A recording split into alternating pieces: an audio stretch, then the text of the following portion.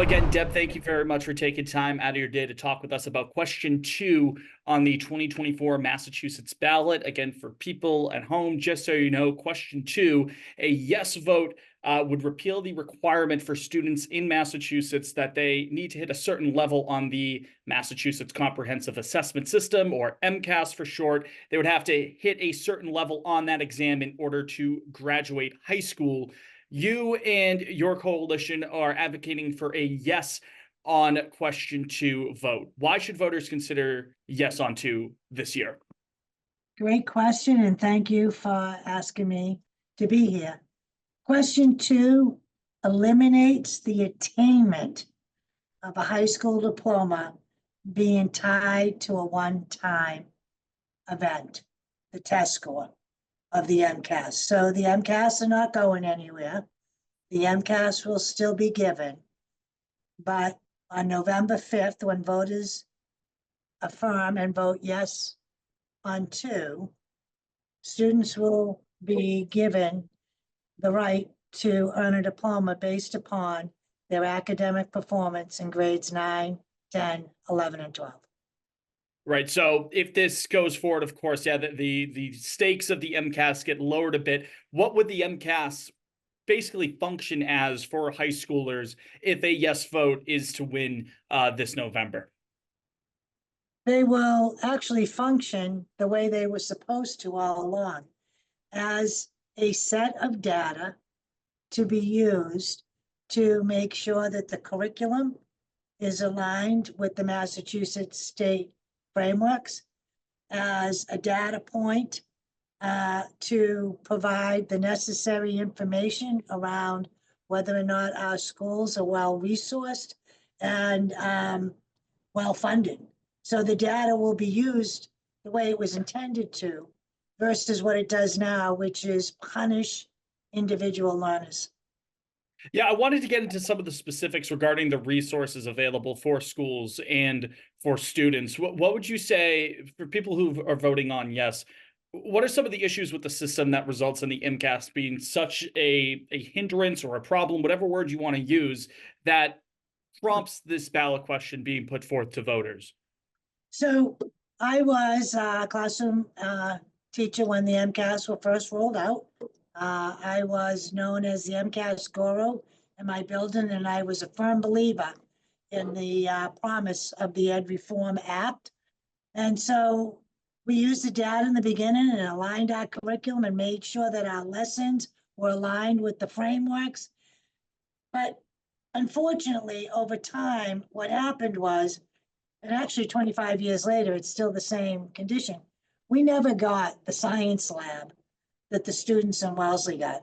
We never got the French immersion classes that the elementary students in Milton got.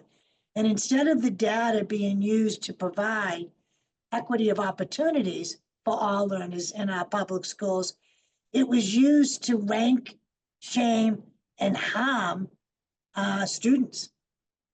Now, if the MCAS were to be eliminated, would you say that the standards set for public school students to pass high school, would it be better suited for that to still be a state established level to maintain, or do you think that's better established by the specific school districts themselves across the Commonwealth? So the frameworks are mandated. Yeah. They're not going to change, right? That's a big misconception, but as educators, you have to teach to the Massachusetts frameworks for your particular grade or content level. So any student in Hull, in Brockton, in Boston, in Wellesley, as a 5th grade student, will all need to be taught the standard of science of weather versus climate. Standards aren't going anywhere. We have standard-based report cards. When I create my lesson plans for the district, I have to identify the standards that are covered in that lesson plan. And I then also have to document the assessments, the in-class projects, the worksheets, or the assessments that are aligned with the standards. I think people don't understand just how extensive and rigorous the educator evaluation system is and how much work goes into documenting the fidelity to which we teach the standards which are the same across any school in the district. Now, opponents of a yes vote on two, people who would vote no on two, might contend that MCAS scores for high schoolers actually is able to predict or project rather long-term successes that students might have down the line, and is a proper reflection of the standards that are set by the state, the things that they're learning in the classroom. And I've got a specific quote here from the Massachusetts Business Alliance for Education. Quote here: "We can't eliminate gaps in achievement and equity if we strip ourselves of the tools to measure them."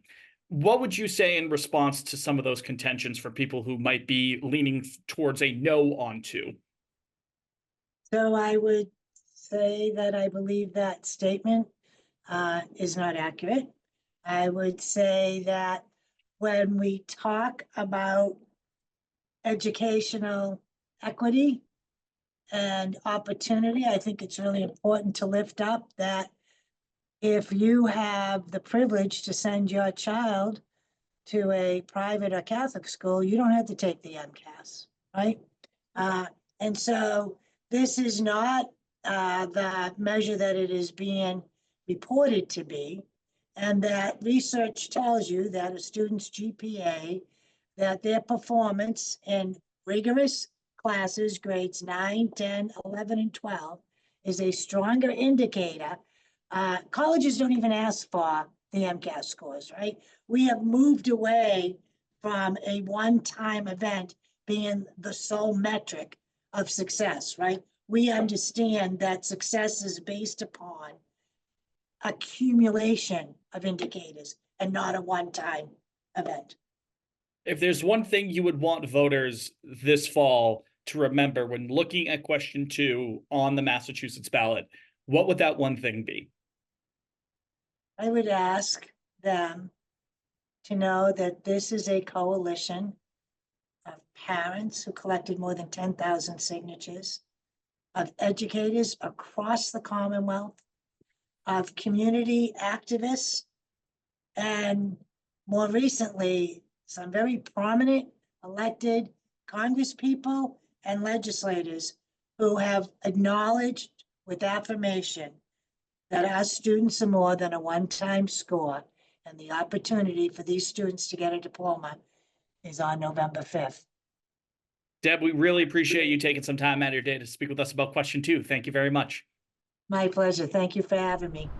Well, Jill, again, thank you very much for taking time out of your day to talk with us about question two. A reminder for our audience what question two on the 2024 Massachusetts ballot proposes. With a yes vote, it would repeal the requirement for high schoolers to do well enough on the MCAS exam to graduate. Jill, you and others are stumping for a no on question two. Why is that? Why are you pushing for a no vote here on this ballot question? My main reason for pushing for a no vote is my son and his experience. He would say, and I would say, we're not big fans of the test. However, because of his experience in elementary school, we experienced how students could be passed on grade to grade without learning the skills that they need. And if there is no test objective measure to show where you are in relation to grade level expectations, then it's really easy for me to imagine a student like him. He has dyslexia and ADHD. It's really easy for me to imagine him being passed all the way through, earning a high school diploma, but then ending up without the skills that he needs to be successful in whatever he chooses to do after high school. And I know then it would be up to us to figure out what to do next and to find the supports that he needs so he can get where he wants to go. Now, just for the audience, where did your son, what school system did he graduate from? He's in school right now. He's at in the process of graduating. My fault. Yeah, he's a freshman at a vocational high school and loving it. Gotcha.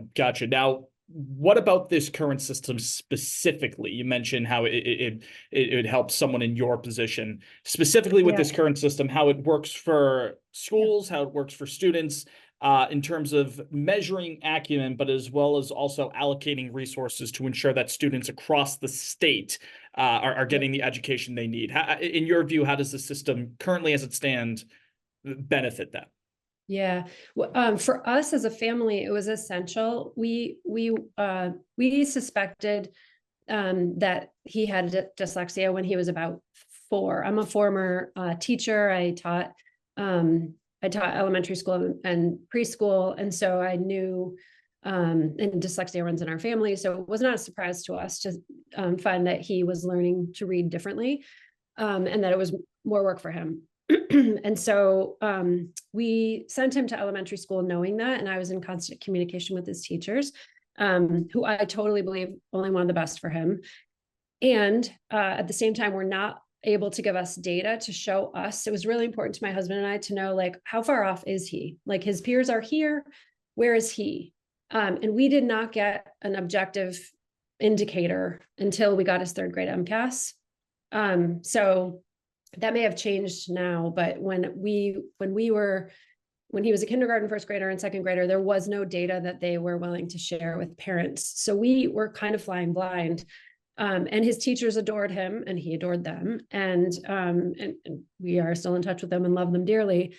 And we just had no sense of like how far off he was. And they were telling us that he was making his own progress, which was comforting, except that when we saw MCAS scores, we realized his own progress was not enough to get him where we knew he wanted to go. And so we intervened after 4th grade.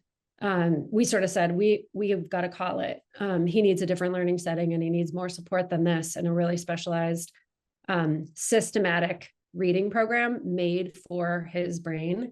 And so it worked. Like he's doing great now. And like I said, really happy in a program that lets him do the kind of learning that he loves, which is with his hands and building. So it's really important in that respect. Putting my sort of in my work life, I work in education policy.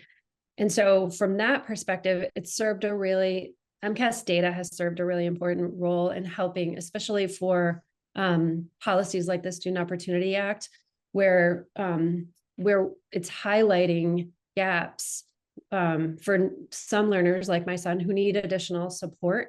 And it helps policymakers know where more funding should be going to provide support for students who need it. And without that measure, I just worry that we wouldn't have the information that we need to be really targeted with funding. I will say, I do understand that the ballot initiative would keep MCAS in place. I do understand that. That's a federal requirement. What I worry about is if it loses the consequences, for a lack of a better word, if it has no meaning for my son, I can guarantee you that he will not do his best. He'll say to me sometimes about schoolwork, okay, Mom, why am I doing this? You've got to make me care. And so being able to say to him, okay, buddy, this is like, you've got to learn this stuff and you have to pass this test or else no diploma, then he's in.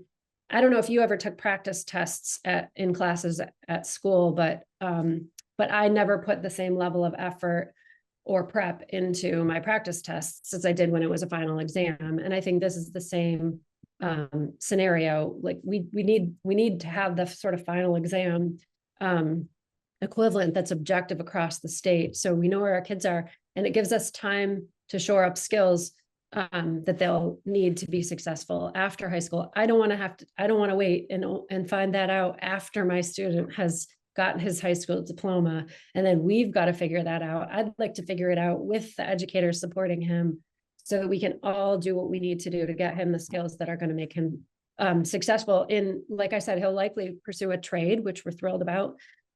If he wants to move beyond an entry-level position in that trade, he'll likely have to take a test to do that. And he'll likely have to read and write And so we just want to make sure he has the basic level of skill to be able to do that successfully.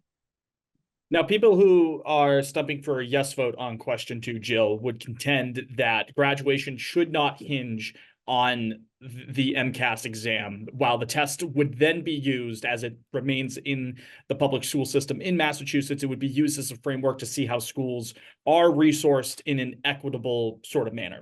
What would you say to those points from the yes side? Yeah, I guess I just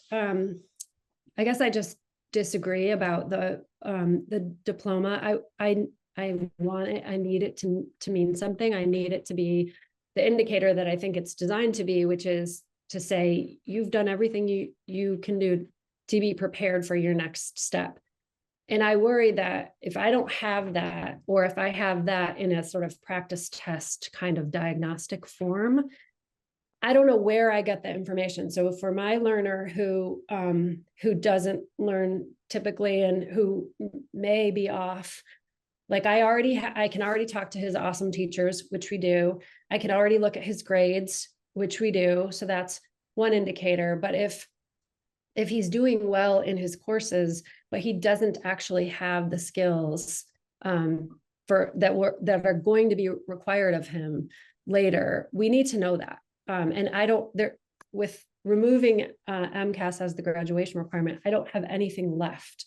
Like I said, I don't love that test, but I don't have anything left as a parent. My son doesn't have anything left as a student to be like, here's where you are, kid. That we expect all, bunch of educators created these standards. We expect all 10th graders to be able to do these things. You're here. So without, a reliable MCAS objective measure, I don't have anything. And that's why I have to be a no for kids like my son who are marginalized and, and need extra. We need it. Well, as people are preparing to fill out their ballots and as they get to question 2 on the Massachusetts ballot this year, what's one thing you would want them to remember?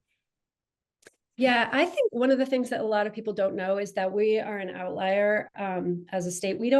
Massachusetts doesn't have a statewide set of course requirements. We're one of only a couple states in the nation. So I think people think that because we're a top education state, that we have a set number of and type of courses for all of our high schoolers. So when you get a Massachusetts diploma, it signifies the same thing. We don't have that. We have local districts decide what they want their graduation requirements to be. So in some cases, it could be that you can go through high school, earn your diploma, and you've only taken 1 year of math.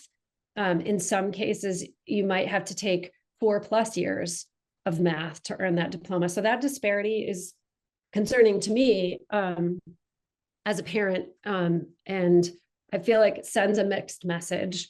So you're doing everything you're supposed to do to earn your diploma, and then you realize you're not in line with the admissions requirements for our state universities and the UMass system. And I just feel like I think a lot of people don't understand that that's what we have in place now, and if we don't have MCAS, then that's what we're left with. Jill, we really appreciate you taking the time out of your day to speak with us about question 2. Thank you. Thank you.